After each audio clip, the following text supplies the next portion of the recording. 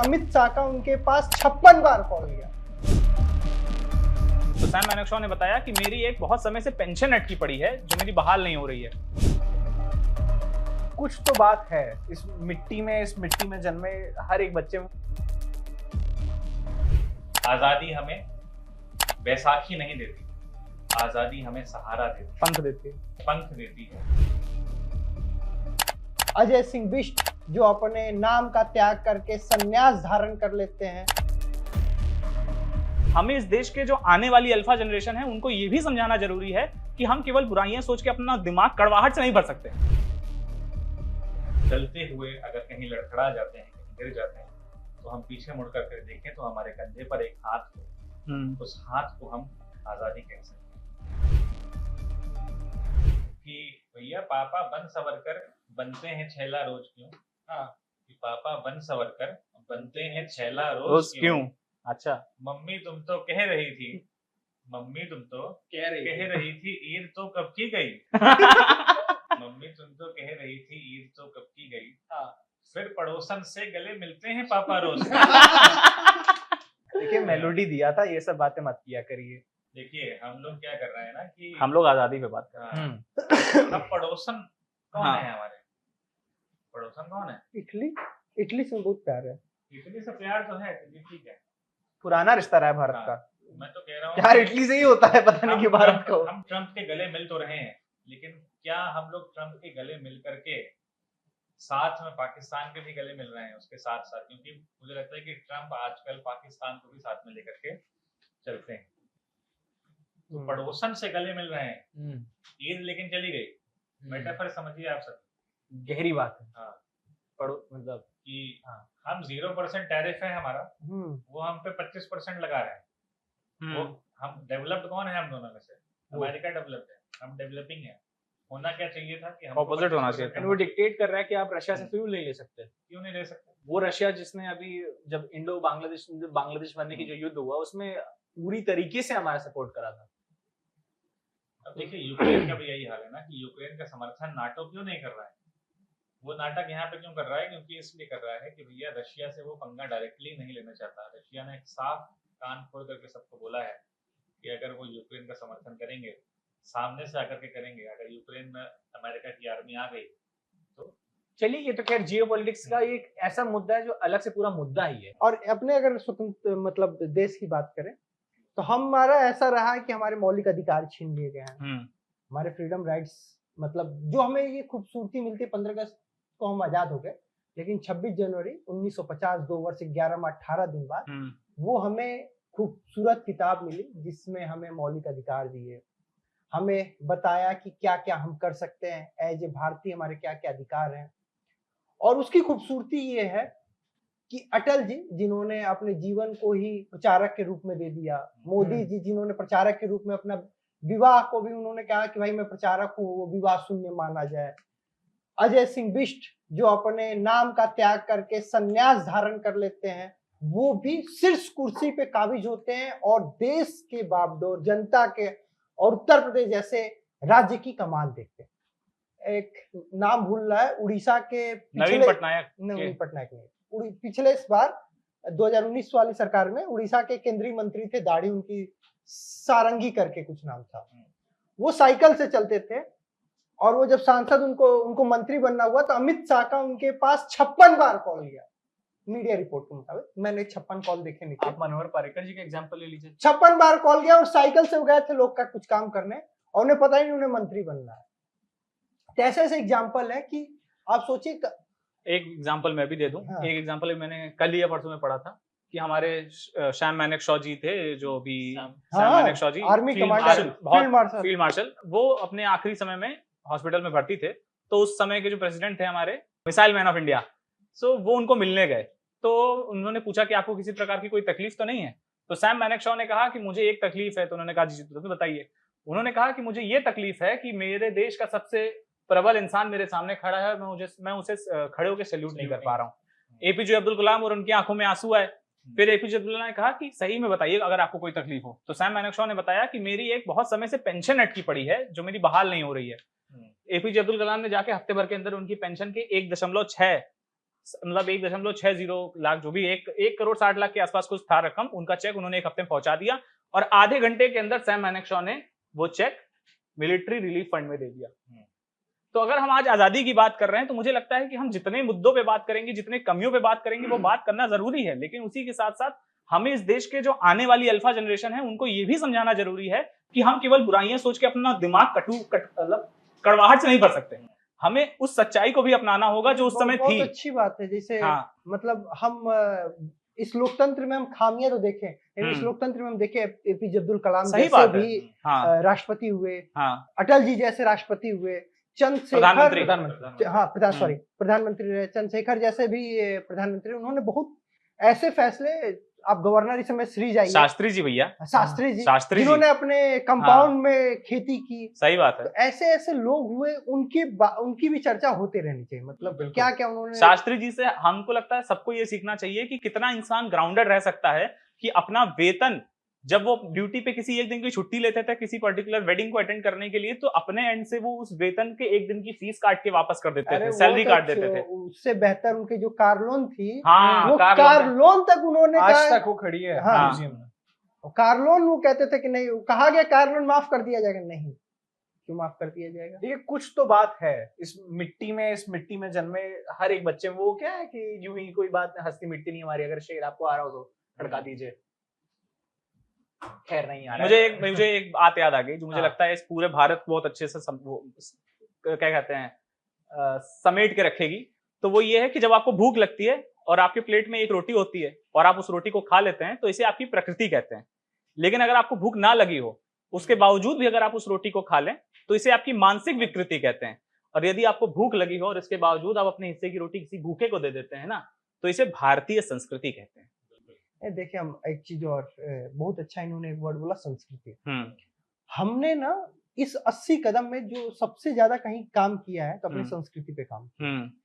और खासकर बीते कुछ 10-12 सालों में अगर हम देखें, नालंदा विश्वविद्यालय, सही बात है, रिस्टैब्लिश हुआ। हाँ, उसके बाद देखिए आपकी संस्कृति, और आप योग, विश्व के स्तर पे योग को इतना प्रस्तारित किया, ये बहुत बड़ी बात है। योग दिवस हो गया, योग को एज ए गेम, और उस गेम में भारत सारे, और उस अभी हाल फिलहाल में एक बहुत ही इंटरनेशनल गेम हुआ था योग का, जिसमें बहुत सारे इवेंट थे, उसमें इंडिया ने मैक्सिमम 80 to 85% मेडल्स अपने तरफ लेके आए। योग को एज ए गेम ओलंपिक में शामिल करने के लिए आपने तो ये सब चीज, और उसके अलावा संस्कृति यही नहीं है, अपने धरोहर को, जैसे पर्यटन क्या काम कर रहा है। आप सोचिए, राम मंदिर में वो बहुत लोग कहते हैं कि भाई एक दिन वो दीपक जला के क्या हो जाएगा। सही बात है। मैं कह रहा हूँ कि चलो भाई, एक दिन वो दीपक जल रहा है, तेल बाती, और आप जो भी बात कर लो, पैसे की बर्बादी है। वो कनेक्शन देखिए कितने लोग का वहां पे बैठ रहा है।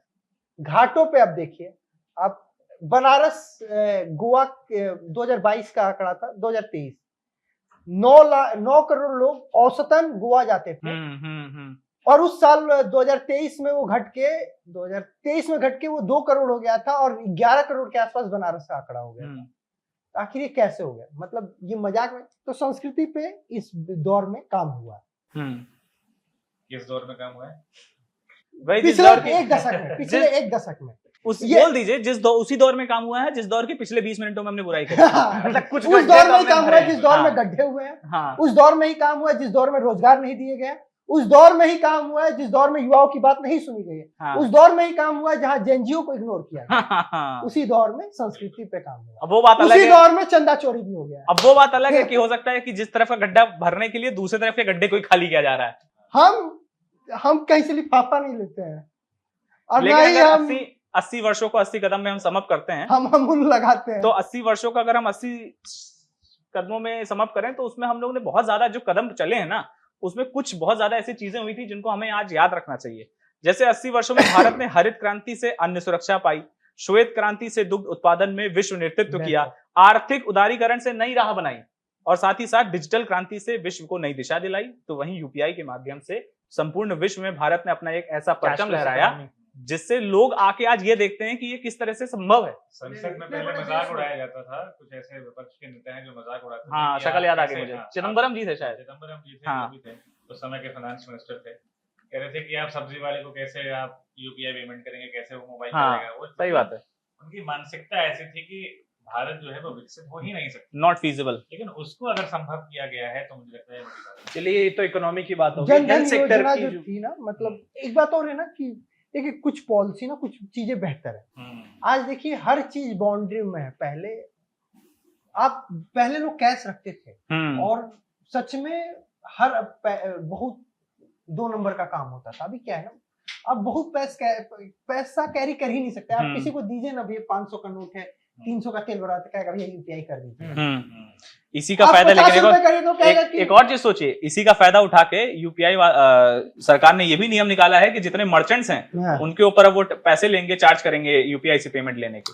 इट मींस कि उन्होंने आपको इसके आदी बना दिया है। अब आप इसके ऊपर कब पैसे देने लग जाएंगे आपको खुद ही पता नहीं चलेगा इस सर्विस को यूज करने के लिए। लेकिन जब मैं आजादी के आज के दौर की चीजें देखता हूं और जब मैं अपने बचपन को याद करता हूं, तो मुझे तो आजादी के नाम पे बस यही याद है कि देश रंगीला रंगीला देश मेरा रंगीला। इसी गाने पे हम जाके लोग यहाँ पे ऐसे पेंटिंग करते थे गाल पे।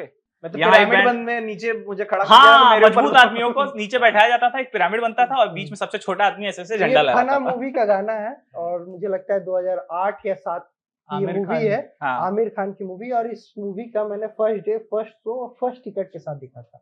वो क्रेज होता था उसमें। आप लोग स्कूल में पढ़ते थे और हम लोग बंक मार के स्कूल से मूवी देखने जाते थे। मुझे ऐसा लगता है कि बचपन में, जैसा कि अमोद जी ने बताया, कि बचपन में हम लोगों को आजादी का मतलब ये समझ में आता था कि एक तिरंगा हमको खरीदना है, स्कूल में जाना है। आज भी है। आज भी है। मेरी बच्ची पढ़ती है तो उसने कहा कि पापा मुझे व्हाइट ड्रेस चाहिए और मेरे को फ्लैग चाहिए, लेके जाना इसको। हाँ, वो सब उसने डिमांड बता दिया है। तो मैंने कहा कि ठीक है, आऊंगा तो लेके आऊंगा। आजादी का असल मायने में मतलब है क्या? मुझे लगता है कि आजादी सबके लिए अलग अलग है। सही बात है। जो हमारे ऑडियंस है, जो हमारे आज इस कार्यक्रम को देख रहे हैं, उनके लिए भी आजादी का मतलब अलग होगा। नागरिक के लिए आजादी का मतलब अलग है। तो मैं चाहता हूँ कि यहाँ पे 4 लोग हम हैं, उस समाज के 4 लोग जिसके बारे में मैंने आपको शुरू में बताया। तो मैं चाहूंगा एक एक करके आप बताइए कि आपके लिए एक देश के नागरिक होने के नाते आजादी का क्या अर्थ है। तो आप ही से शुरू किया जाए। तो अम्बुद जी से शुरू करेंगे क्योंकि अम्बुद जी हमारे बीच में बैठे हैं। या तो महिलाओं से कहा जाता है सबसे पहले, या तो फिर बात एक ही है, शुरू करिए। खेल गया। बहुत कैजुअली बैठे भी हैं आप लोग, भी बैठे हैं। नहीं, आज मिजाज भी वैसा है। 2 मिनट, पता है भाभी जी यही अच्छा कर, लेकिन मारते बहुत है। इनका वही हाल है, 2 मिनट तारीफ कर रहे हैं फिर 2 मिनट बुराई। लेकिन मजाक को साइड में रखते हुए, मेरे लिए आजादी का मतलब यह है कि जब मैं किसी प्रदेश में जाऊं तो मैं किस प्रदेश से आता हूं इस बात से जज ना किया जाए, मैं किस सोच से आता हूं, मैं क्या बात रखता हूं, मुझे उस बात से याद रखी जाए। जब चक दे इंडिया में कबीर जी ने पूछा था कि आप कहाँ से हो, तो सबने बोला था कि मैं असम से हूँ, मैं चंडीगढ़ से हूँ, मैं हिमाचल से हूँ। किसी ने ये नहीं बोला था कि मैं भारत से हूँ। बोला था वही कैप्टन बन गई बाद में। तो वही कैप्टन बन गई थी। तो वो हम लोग को उस टाइम पे देख के लगा था कि ये कैसी बॉलीवुडिया बातें हैं और ये सब तो बॉलीवुड में ही होता होगा। लेकिन मुझे लगता है कि बड़े होते होते मैंने ये जाना कि अगर सच्चा कोई इंसान अपने आप को भारतीय कहना चाहता है तो उसे भारतीय होने के लिए सबसे पहले आजादी अनुभव करने के लिए अपने दायित्व पते होने चाहिए, अपने देश के प्रति उसके क्या दायित्व हैं और अपने उत्थान के साथ साथ वो देश में किस तबके का उत्थान कर सकता है। अगर उसने अपने जीवन काल में किसी एक तबके का भी उत्थान कर दिया, किसी एक मनुष्य का भी उत्थान कर दिया, तो उसने अपनी आजादी को अच्छे से जी लिया। मेरा तो ये मानना है। देखिए सही मायने भैया ने काफी हद तक पॉइंट बताया, बट हम लोगों ने क्लास 6 की एनसीईआरटी में पढ़ा था, जो कि डिस्कवरी ऑफ इंडिया से उठाया गया था कि India is a country which is full of indiversity yet we are collaboration। वही कोस पे बदले पानी वाला मुहावरा। तो मतलब ऐसा है कि मेरे लिए आजादी सही मायने में तब आजादी होगी जब, चलिए मैं तो नॉर्थ इंडिया से आता हूँ, नॉर्थ इंडिया में भी उत्तर प्रदेश से आता हूँ, मैं बहुत प्रिविलेज्ड हूँ। आजादी सही मायने में तब मानी जाएगी जब मेरा कोई अरुणाचल प्रदेश का भाई यहाँ आएगा और कुछ रोजगार करेगा और उसका मोमो वाला या चीनी नहीं बोलेंगे।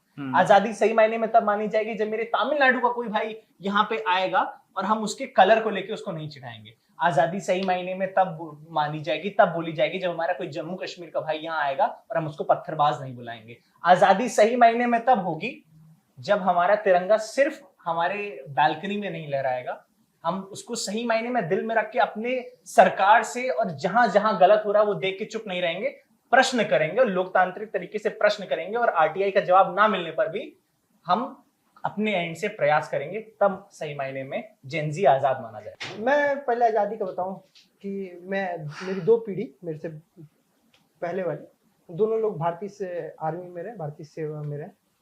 दादाजी मेरे कैप्टन थे, उन्होंने 3 लड़ाई लड़ी। पिताजी भी 1998 का कारगिल उन्होंने देखा। क्या बात है। और मैं चूंकि हाइट कम रह गई, फाइट तो मैंने कहा कुछ ऐसा किया जाए कि लड़ नहीं सकते लेकिन लड़े। तो हमने आवाज उठाने वाला काम किया। फिर मुझे एक चीज, पत्रकारिता करते करते एक चीज ये अनुभव हुआ कि आजादी क्या है। सबसे बेहतरीन चीज मैंने, आप देखिए कि इस देश में, जैसे बता रहे थे उत्कर्ष कि तमिलनाडु का व्यक्ति, अरुणाचल का व्यक्ति, आप देखिए कि इस देश में हर व्यक्ति को आज तमिलनाडु डोसा आसियाना पे भी मिलेगा, आपको मिठाई वाले पे भी मिलेगा। अरुणाचल प्रदेश का एक भाई यहाँ पे मोमो लगाता है और वो आराम से आके रोजगार कर सकता है, उसे इस चीज का भय नहीं है। जैसे हमारे बगल वाले में, चाइना में, पीओके में, जापान में भय होता है कि मैं वहां जाऊंगा तो कैसे सर्वाइव करूंगा। आप जंतर मंतर चले जाइए या फिर गांधी मैदान झारखंड का, आप बस पहुंच जाइए कि मैं वहां पे प्रोटेस्ट करने पहुंच रहा हूं और खाने की व्यवस्था अपने आप हो जाएगी। सही बात है, खूबसूरती है ना। सही बात है। आप बस चौराहे पे चले जाइए, आजादी बस बता रहा हूं, आप चौराहे पे चले जाइए और ऐसे ही झंडा लेके खड़े हो जाइए, 5 लोग आपके पीछे आके खड़े हो जाएंगे। वो झांकने, इस तरह देखने लगे, तभी लोग आके 5 लोग देखने लगे। जैसे भी खुदाई चल रही है वो भी आजादी समझ रहे हैं भाई, कि 4 लोग आके खड़े हो जा रहे हैं उसमें। कोई आपको रोकने वाला नहीं है, कोई आपको टोकने वाला नहीं है, कोई आपको बोलने वाला नहीं है। और आप खाना, आप जैसे नौकरी नहीं है तो 80 करोड़ लोग में आइए, राशन लेके जाइए, बनाइए, खाइए, मौज कीजिए, उज्ज्वला योजना से गैस ले जाइए। इस देश में आजादी का मतलब ऐसा है कि आपको जो मन करे वो करो। आपको मन कर रहा है तो गाली दो, मन नहीं कर रहा है तो गाली मत दो। इस देश में भारत तेरे टुकड़े होंगे जैसे नारे लगाने वाले भी, कसाब आया, भारत में अटैक करने वाले को भी वकील मिलते हैं। तो आजादी यही है कि हर मन सांस ले सकते हो, भले AQI 250।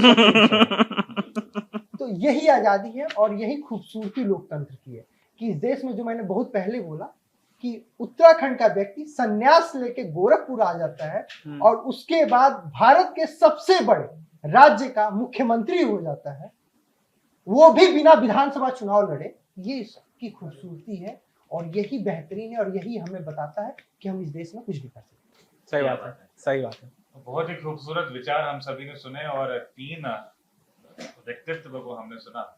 और मुझे लगता है कि जो व्यक्तित्व सबका अलग अलग है और सबके अलग अलग विचार थे और सबकी मानसिकता अलग अलग थी।